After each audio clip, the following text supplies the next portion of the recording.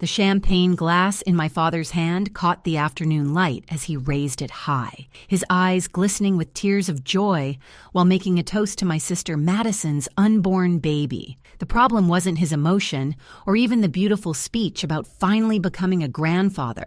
The problem was the 7-month-old baby girl in my arms, his actual first grandchild, Isabella, who he'd never even met. I'm Olivia Ortiz, 32 years old, standing in my sister's perfectly manicured backyard in suburban Connecticut, watching my father give the grandfather speech I dreamed of hearing 7 months ago. The same father who taught me to ride a bike, who called me his little princess until Madison was born when I was 5, and then somehow I became invisible. My husband Carlos stood beside me, his jaw clenched so tight I worried he'd crack a tooth. He'd watched this favoritism play out for the 8 years we'd been together. But today was different. Today, our daughter was being erased in real time. Madison, resplendent in her designer maternity dress that cost more than our monthly mortgage, kept shooting me these little smirks between her fake tears of joy. She knew exactly what she was doing. The pattern wasn't new. When we were kids,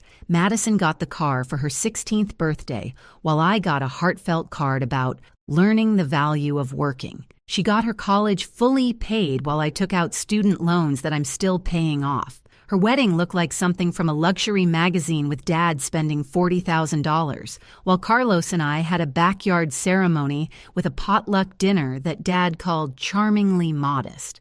But this was different. This wasn't about money or things. This was about my daughter's existence. Dad was really warming up to his speech now, talking about how he'd waited so long for this moment, how he'd been collecting toys and books for his future grandchild, how Madison had made his dreams come true. The crowd of about 50 relatives and friends was eating it up, dabbing at their eyes, while Madison's husband Derek filmed everything for their social media. Madison had always been good at production value. The thing that hurt most was the nursery he described setting up in his house. The same nursery I'd tried to tell him about when Isabella was born.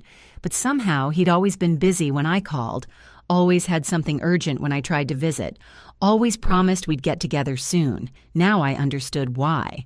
Then came the moment that changed everything. Dad turned to me with that patronizing smile I knew so well and said those words that would haunt our family gatherings for years to come. He raised his glass toward me and asked loudly enough for everyone to hear when it would be my turn to make him a grandfather. The backyard went silent. Even the birds seemed to stop chirping. Carlos's hand found mine and squeezed. Isabella, bless her timing, chose that moment to blow a particularly loud raspberry, spraying strained carrots across my dress. A nervous titter ran through the crowd. I could have stayed quiet. The old Olivia would have just smiled and deflected, maybe made a joke about someday or soon, but holding my daughter, feeling her little fingers wrapped around my thumb, something in me finally snapped. 32 years of being the good daughter, the understanding sister, the one who never made waves. It all just crumbled. My voice came out steady and clear,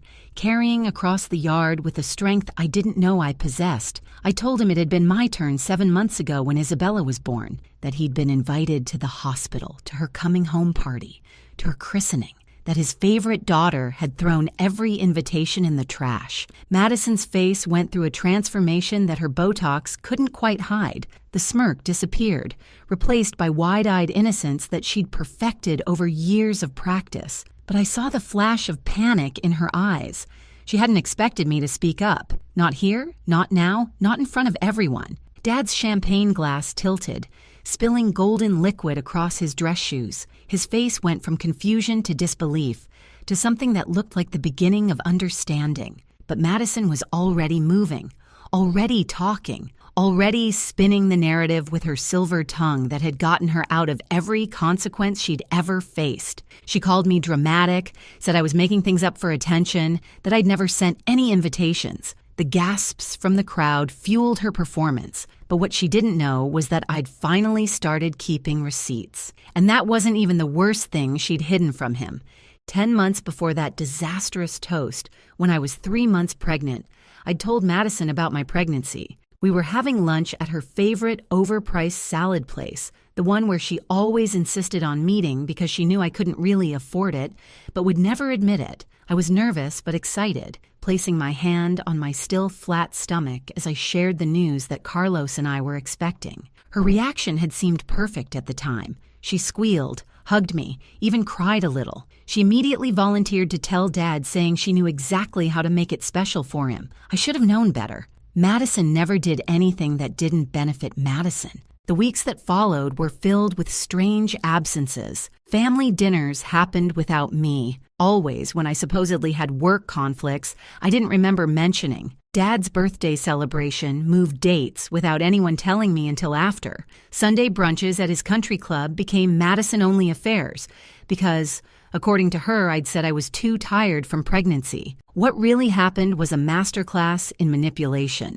Madison told our relatives I was going through a difficult phase, that the pregnancy was making me antisocial, that I'd asked for space. She painted herself as the concerned sister, desperately trying to include me while respecting my wishes for distance. Our Aunt Helen later told me Madison would lower her voice conspiratorially and mention how worried she was about my mental state. The baby shower planning started when I was 5 months along. Madison insisted on organizing everything, said it was her gift to me. She created a Pinterest board, a group chat for planning, even a spreadsheet for RSVPs. Everything looked perfect on the surface. She'd send me screenshots of her discussing dates with Dad's side of the family, showing how involved she was making everyone. But the RSVPs never came. Dad was always suddenly busy on the proposed dates. Our uncles had last-minute business trips. Cousins had kids' recitals. The shower kept getting postponed, rescheduled, reorganized. Madison would sigh dramatically and promise to fix it, always with that concerned sister act that should have won her an Oscar. Carlos started noticing things first. He's always been more observant than me, less willing to give my family the benefit of the doubt. He pointed out how Madison's Botox appointments mysteriously conflicted with every attempt to include Dad in pregnancy updates, how her emergency work meetings always happened right when we were supposed to drop by Dad's house, how her phone was always conveniently dead when Dad tried to reach me through her. Before I continue, I'd love if you could hit that like button and let me know in the comments where you're watching from and what time it is there. Your support means everything to this channel. Thank you. Then there was Grandma Rose's will situation. Our grandmother had passed 2 years earlier, leaving her vast collection of vintage jewelry to the first granddaughter to have a daughter of her own. It was an old-fashioned stipulation that had made us both roll our eyes at the time,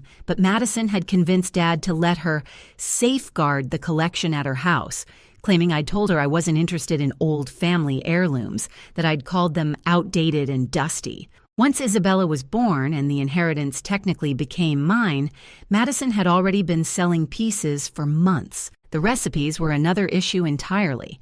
Grandma Rose had run a successful catering business for 40 years, and her secret recipes were legendary in our Connecticut town. She'd left them to both Madison and me, expecting us to share them and maybe restart the business together. Instead, Madison started a food blog called Madison's Modern Kitchen, where she posted those exact recipes, claiming she'd developed them through years of experimentation. The funny thing was, Madison couldn't actually cook. I mean, the woman once burned water trying to make pasta. So when she attempted to make Grandma's famous 7-layer chocolate cake for a live stream, it collapsed like a chocolate landslide on camera. The video went viral, but not in the way she'd hoped. Someone had commented that it looked like a mudslide at a construction site, and that became the top comment with 12,000 likes. Everything might have continued like this indefinitely if I hadn't stopped by Madison's house unexpectedly one day when Isabella was 6 weeks old. I'd been driving by after a pediatrician appointment and thought I'd try once more to bridge the gap. Madison wasn't home, but her housekeeper Maria let me in to wait. Maria had always liked me better, probably because I actually knew her children's names. While waiting, I noticed Madison's trash can was overflowing in her home office. Being the helpful sister I'd always tried to be, I went to compress it down. That's when I saw it. Right on top, barely crumpled, was the invitation to Isabella's coming home party. the one I'd hand-delivered to Madison to give to Dad, the one with the little pink footprints and the photo of Isabella's perfect little face. But it wasn't just one invitation. As I pulled that one out, I found another beneath it, and another, the hospital announcement, the christening invitation, the professional photos I'd sent for Dad's office. All of them were there, thrown away like garbage, some still in their unopened envelopes. My hands shook as I pulled out my phone to document everything. This wasn't neglect or forgetfulness. This was deliberate, calculated erasure of my daughter from my father's life. The jewelry discovery happened by accident. Derek, Madison's husband, had innocently mentioned at a family barbecue how nice it was that Madison was selling some old jewelry to help fund their nursery. He showed me photos on his phone of the pieces she'd listed online, asking if I thought the prices were fair. My blood turned to ice when I recognized Grandma Rose's Art Deco engagement ring, the one worth $30,000 listed for $3,000 on a resale site. The collection was technically supposed to come to me once Isabella was born. 23 pieces of vintage and antique jewelry collected over Grandma's lifetime, each with a story, each with significance. But Madison had convinced Dad years earlier to let her safeguard them after Grandma's passing, claiming she had better security at her house. The emerald brooch from 1923 that Grandpa bought after his first successful business deal, the strand of pearls from their 25th anniversary, the diamond tennis bracelets she wore to my parents' wedding. Madison had been selling them off one by one, long before Isabella triggered the actual inheritance. What really burned was finding out she'd told Dad I'd said I didn't want any of it, that modern women didn't wear vintage jewelry. Me, who'd spent every Sunday as a child sitting at Grandma's vanity, carefully holding each piece as she told me its story. Me, who'd written my college thesis on the history of Art Deco jewelry design. Madison knew exactly how much those pieces meant to me, which is probably why destroying my connection to them felt so satisfying to her. The catering business situation was equally calculated. After Grandma passed, there'd been interest from several local restaurants in purchasing her recipes. We were supposed to decide together, but Madison told them I was too busy with my corporate job to care about a small family business. She sold 5 recipes to a chain restaurant for a fraction of their worth, then used the rest for her blog, adding insult to injury by barely modifying the names. But the blog itself was a comedy of errors. Madison might have had Grandma's recipes, but she had none of her technique. The infamous mudslide cake was just the beginning. Her attempt at Grandma's delicate macarons looked like colorful hockey pucks. The French onion soup somehow caught fire. The beef Wellington came out looking like something from a crime scene. Her followers started tuning in just to watch the disasters unfold. If you're enjoying this story and want to hear how everything unraveled for Madison, please take just a second to subscribe to the channel and hit that like button. Your support truly helps me continue sharing these stories, and it means more than you know.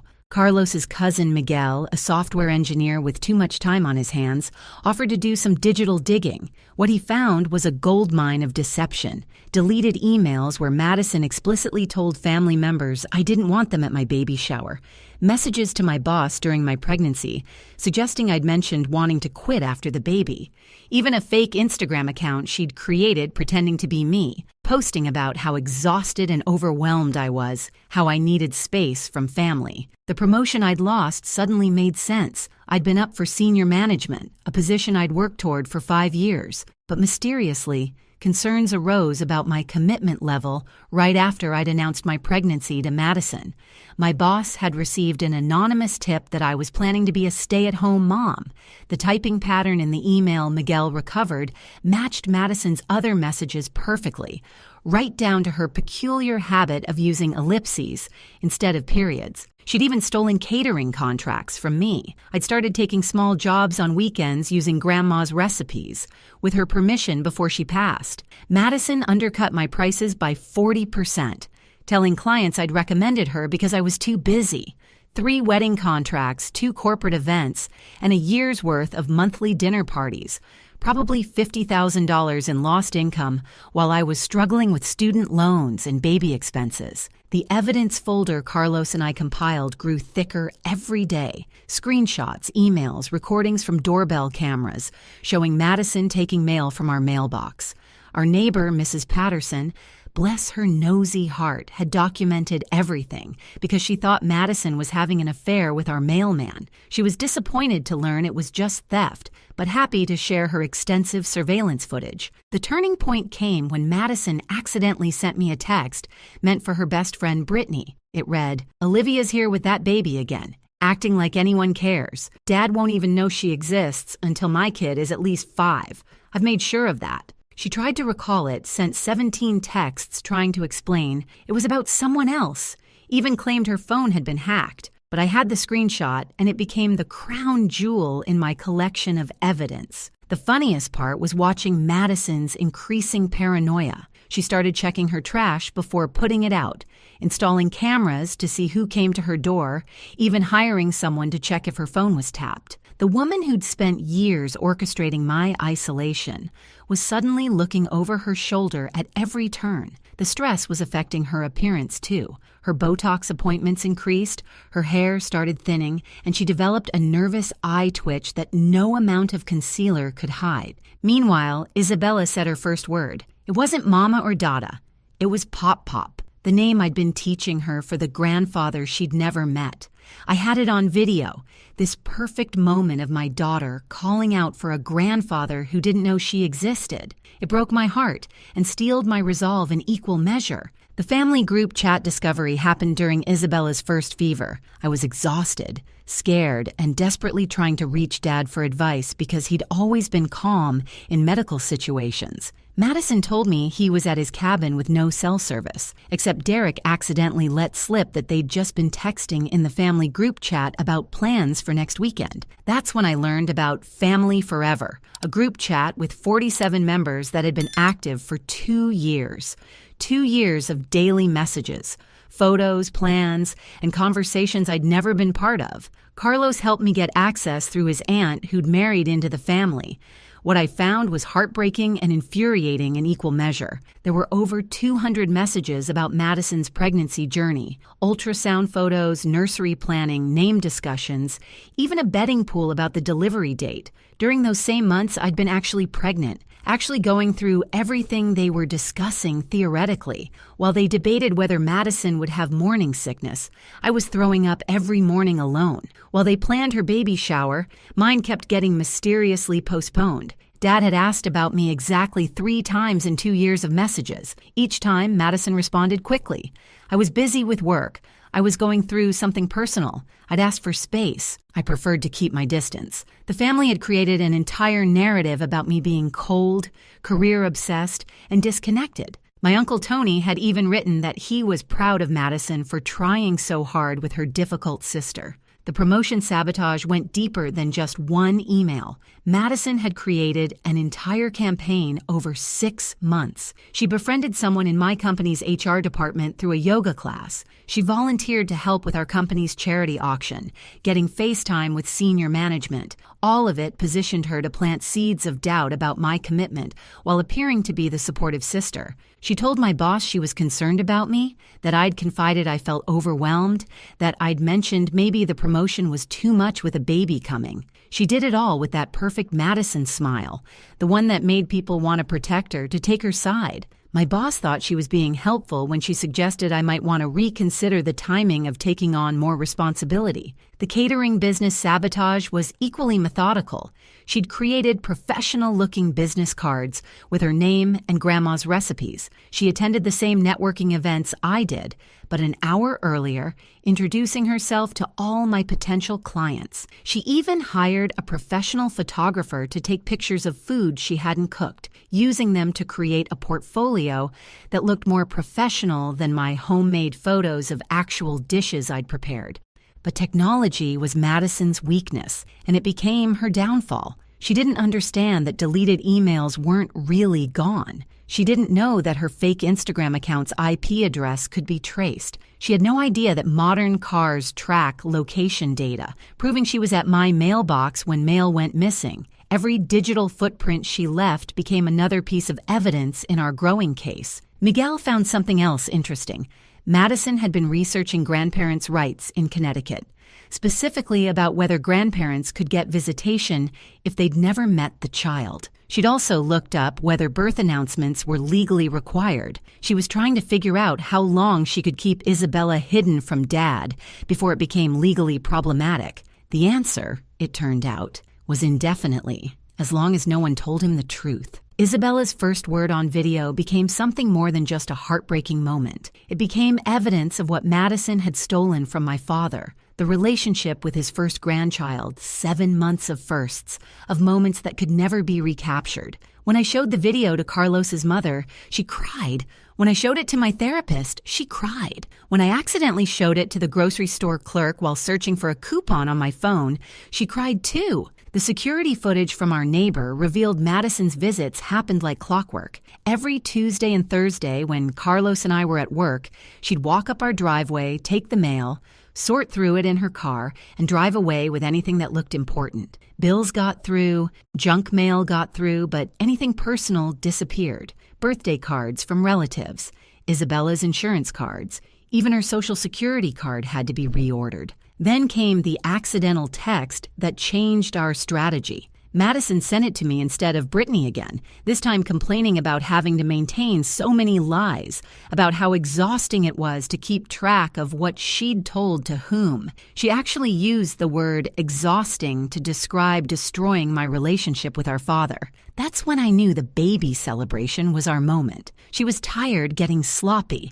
and her pregnancy was making her feel invincible. Carlos and I spent hours planning our approach. We couldn't just dump everything at once. It had to be surgical, precise, each revelation building on the last until the full picture emerged. We needed witnesses, lots of them. We needed Dad to understand not just what happened, but why and how. We needed Madison to have nowhere to run, no story to spin, no way to make herself the victim. The plan was perfect, or so we thought. What we didn't account for was just how deep Madison's preparations went, or that she'd been planning her own reveal at the party. The collision of our two plans would create a scene that our family would talk about for generations, though not quite in the way anyone expected. The decision to expose everything at Madison's baby celebration wasn't made lightly. Carlos and I spent 3 weeks preparing, treating it like a military operation. We called it Operation Isabella's Justice, which Carlos thought was too dramatic, until I reminded him that Madison had literally erased our daughter from existence in our father's world. After that, he suggested we should have matching T-shirts made. Our first ally came unexpectedly.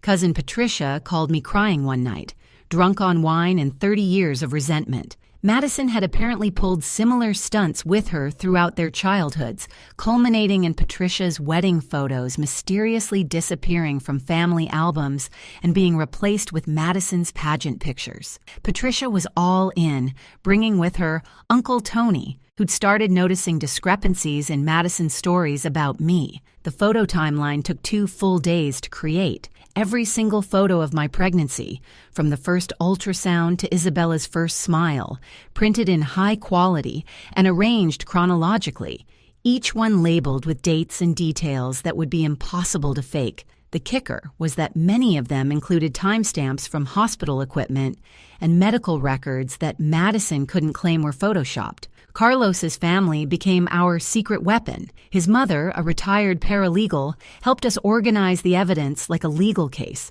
His sister, Rosa, a social media manager, created a digital presentation that could be pulled up on any phone or tablet. His brother, Marco, who worked in security, helped us retrieve and authenticate all the surveillance footage. The Ortiz family had adopted me completely, and they were furious about what Madison had done. The video compilation was the hardest to watch. Doorbell camera footage of Madison stealing mail, security video of her taking the invitations I'd asked her to deliver, even a clip from her own Instagram story where she'd accidentally filmed the hospital bracelet from Isabella's birth in her trash can. Miguel had enhanced everything, added timestamps, made it undeniable. It was 23 minutes of pure deception, captured in high definition. We found 12 pieces of Grandma Rose's jewelry listed on various resale sites. Miguel created a spreadsheet tracking each piece, its actual value versus Madison's listing price, and screenshots of Dad telling people I didn't want them. The total value she'd sold or tried to sell came to $93,000. That wasn't including the pieces she'd kept for herself, wearing them to family events while telling everyone she'd bought them with her blog earnings. The stolen recipes were documented meticulously. We had Grandma's original handwritten cards, photos of them in Madison's possession from her own social media, and side-by-side comparisons with her blog posts. The best part was a video Grandma had made 2 years before her death, explicitly stating the recipes were for both her granddaughters to share equally. Madison didn't know that video existed. Nobody did, until I found it on an old tablet in Grandma's things that Dad had asked me to go through. Practice runs were essential. Patricia pretended to be Madison, trying every possible deflection and excuse we could imagine. Uncle Tony played Dad, going through cycles of disbelief, anger, and disappointment. We rehearsed until our presentation was bulletproof, until every possible objection had an answer. Every potential escape route was blocked. It was exhausting. But Isabella deserved nothing less than complete vindication. The christening gown was our secret weapon. Grandma Rose's own christening gown from 1935, handmade Irish lace, passed down through 4 generations. Madison had told Dad it was lost in a flood that never happened, but I'd had it all along, carefully preserved, waiting for my daughter. Isabella would wear it to the party, a visual reminder of the heritage Madison had tried to steal. Carlos's cousin Rosa created a backup plan. If Madison somehow managed to spin the narrative, or if Dad didn't believe us, we'd go nuclear. Everything would be posted online. Every piece of evidence, every screenshot, every video. Madison lived for her online reputation. The threat of total exposure would be our insurance policy. We wouldn't even have to mention it. Just knowing we had that option gave us confidence. The humor in our planning came from unexpected places. Marco suggested we hire a mariachi band to play after the revelation, joking that nothing says, "You've been exposed," like sudden trumpets. Rosa wanted to create a bingo card for family members to mark off Madison's predicted excuses. Patricia actually did make one, with squares like, "I was protecting everyone," and "Olivia's exaggerating," and "hormones made me do it." She distributed them discreetly to trusted family members. 3 nights before the party, I couldn't sleep. Isabella was cutting a tooth. Carlos was stress-eating his way through our entire pantry, and I kept second-guessing everything. What if it backfired? What if Dad chose Madison anyway? What if destroying Madison's image destroyed our entire family? But then I looked at Isabella, at this perfect little person who deserved to know her grandfather, and I knew we had no choice. The morning of the party arrived gray and humid, like the universe was setting the stage for drama. Madison had texted me 3 times to make sure I was coming, each message dripping with fake sweetness. She wanted me there to see Dad fawn over her pregnancy while ignoring my actual child. What she didn't know was that 47 other people were coming specifically to support Isabella and me, all secretly informed by Patricia's midnight phone calls. The party was Madison's typical overdone affair. Pink and gold everything. A candy bar that cost more than most people's monthly groceries, a professional photographer, and even a videographer to capture what she thought would be her perfect day. The irony of her hiring someone to document her own downfall was not lost on me. Carlos whispered that we should ask for a copy later. When Dad asked when it would be my turn and I delivered that practice line about 7 months ago, the silence was deafening. Madison's laugh, high and forced, tried to break the tension. She actually said I was making a joke, that everyone knew I was childless by choice, focused on my career.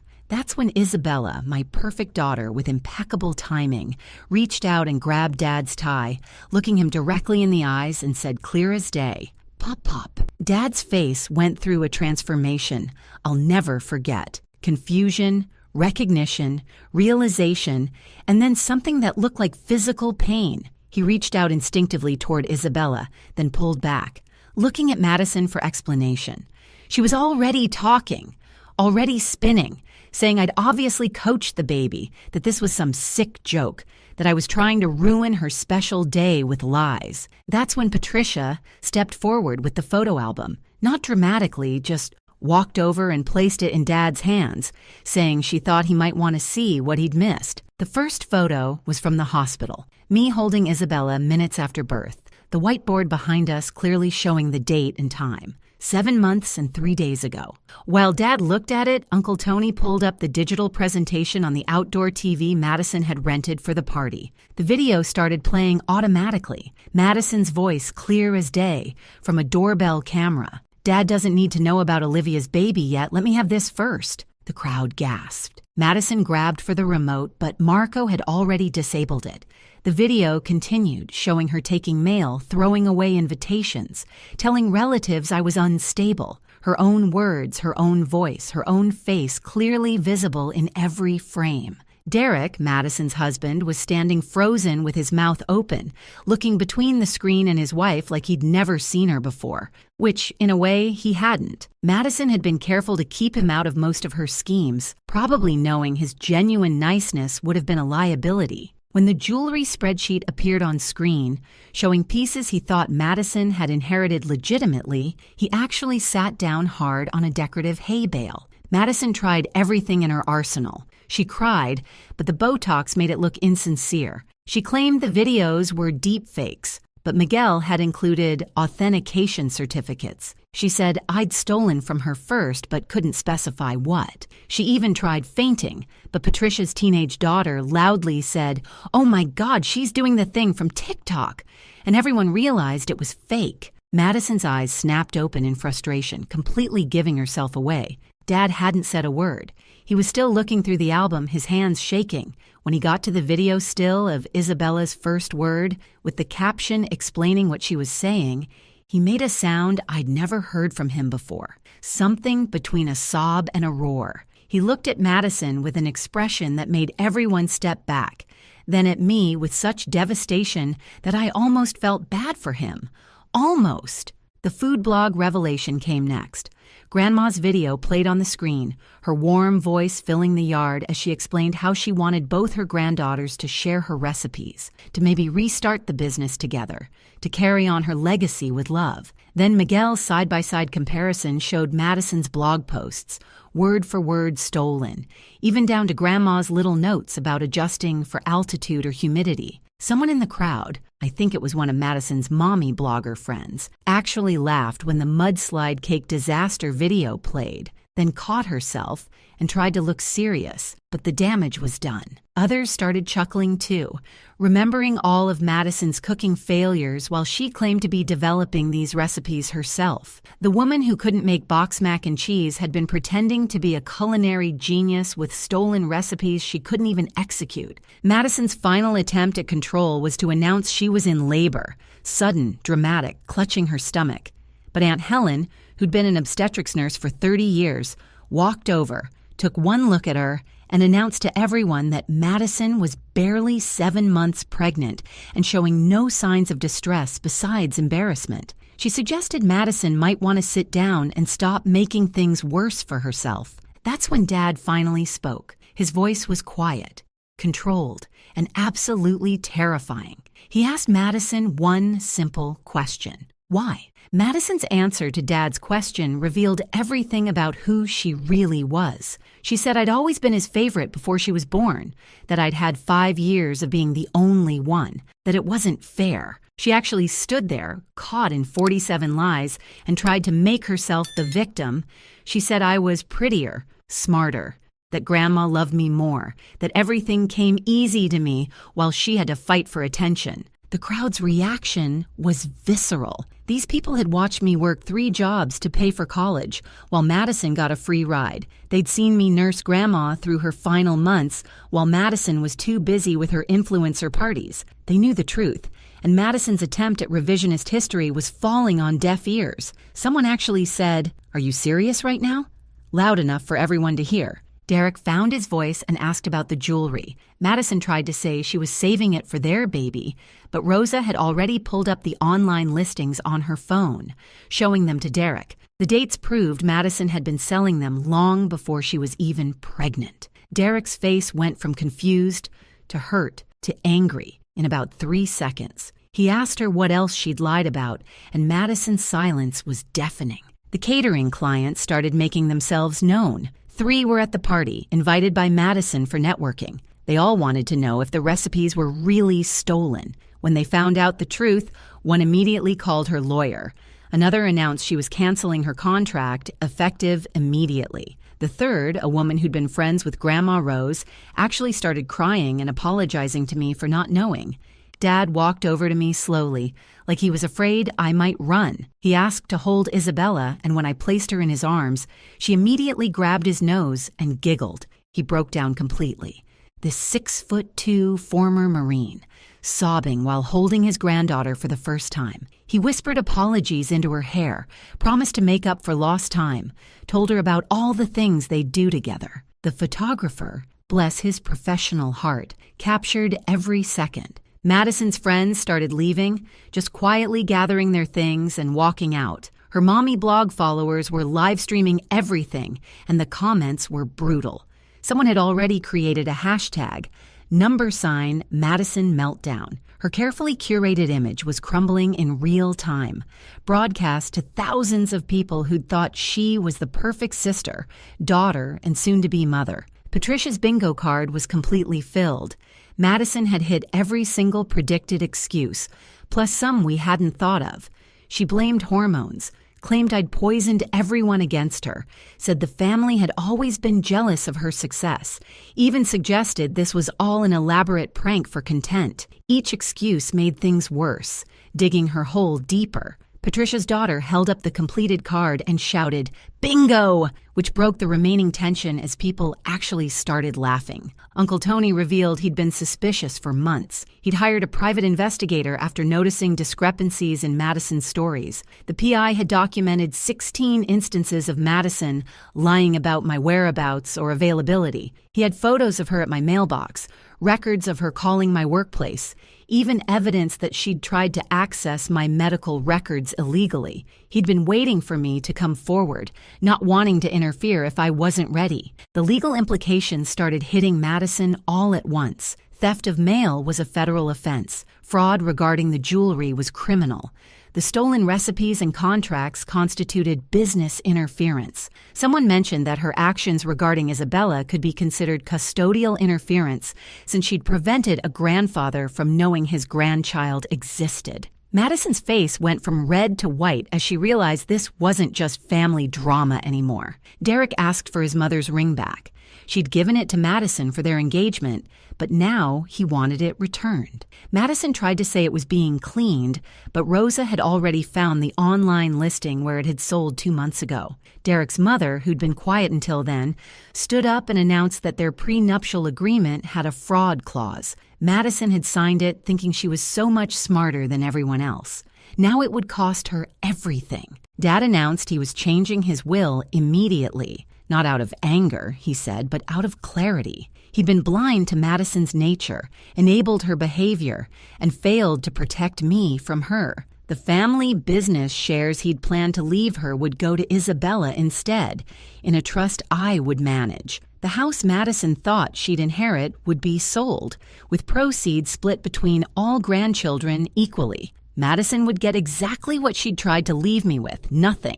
Madison's final attempt at manipulation was aimed at me. She approached slowly, tears finally managing to fall despite the Botox, and said we were sisters, that blood meant something, that I couldn't really want to destroy her like this. She actually used the phrase, "after everything I've done for you," which caused such an outcry from the crowd that she stepped back. I told her she was right. After everything she'd done, this was exactly what she deserved. 5 months have passed since Madison's baby celebration became her public unmasking. Isabella just celebrated her first birthday with a party that had every single family member in attendance, including some we hadn't seen in years, who came specifically to apologize for believing Madison's lies. Dad arrived 3 hours early to help set up, wearing a t-shirt that said, "Pop Pop's Girl" with Isabella's picture on it. He'd ordered them for the entire family. Madison delivered her son 2 weeks after the disastrous party.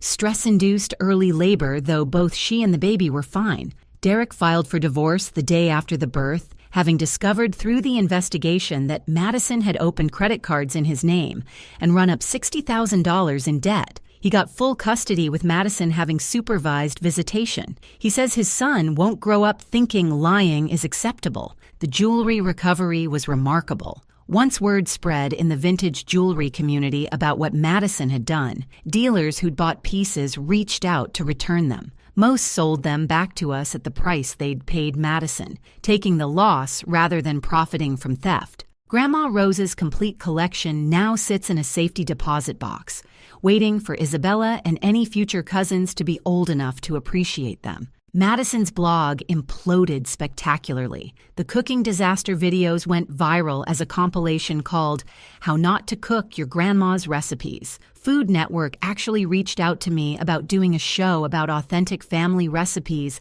and their stories. I said yes, with the pilot episode dedicated to Grandma Rose. Madison tried to claim defamation, but truth is an absolute defense. And we had everything documented. The catering business is thriving under my management. I kept my day job but run the business on evenings and weekends with Carlos's help.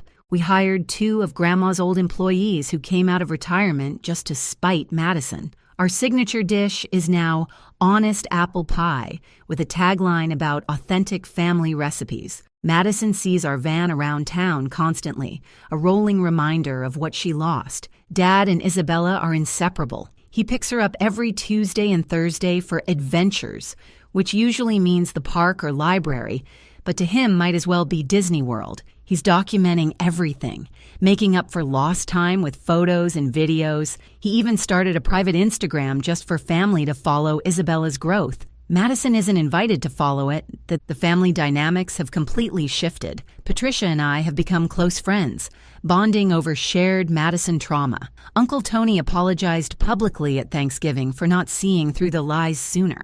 Even Aunt Helen, who'd always favored Madison, admitted she'd been willfully blind to the obvious red flags. The family meetings that used to center around Madison now happen at my house, with Isabella as the unofficial mascot. Madison herself lives in a small apartment on the other side of town. She works at a marketing firm that didn't Google her before hiring, but certainly did after. She's kept the job, but lost the respect. Her social media presence is ghost towns of former glory. The mommy bloggers blacklisted her. The charity boards asked her to resign.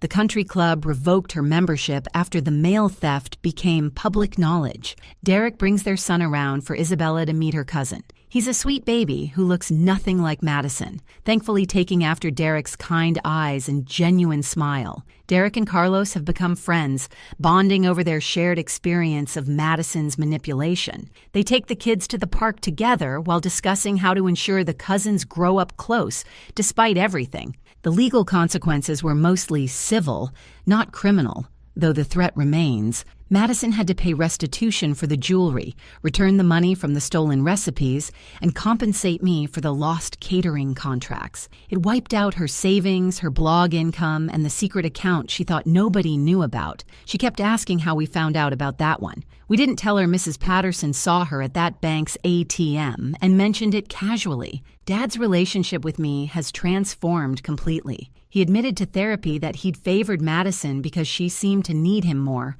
while I was always independent. He didn't realize that independence was a survival mechanism, not a choice. Now he texts me every morning, comes for dinner twice a week, and tells everyone who'll listen about his brilliant daughter and perfect granddaughter. It only took 32 years, but I finally have the father I always wanted. The most satisfying moment came last week at the grocery store. Madison was there with her son, and Isabella called out, "Pop, Pop," when she saw a man who looked like Dad. Madison's face crumbled as she realized Isabella talks about her grandfather constantly, that he's a regular part of her life, that the bond Madison tried to prevent is now unbreakable. She left her cart and walked out. The cashier asked if I knew her. I said yes, she used to be someone I knew. The extended family still talks about the party. It's become legend, told and retold at every gathering. Patricia's daughter wrote her college essay about it, titled, "The Day My Family Learned About Consequences." She got into every school she applied to. The bingo card was framed and hangs in Patricia's kitchen. Madison's failed cooking videos play at family gatherings when we need a laugh. Isabella is starting to walk now, toddling between furniture with determination that reminds me of myself. She says 6 words clearly: mama, dada, pop, pop, dog, no, and weirdly, juice. She's the light of so many lives, this little girl who almost didn't exist in her family's world. Every milestone she hits is celebrated by dozens of people who almost missed it all because of one person's jealousy.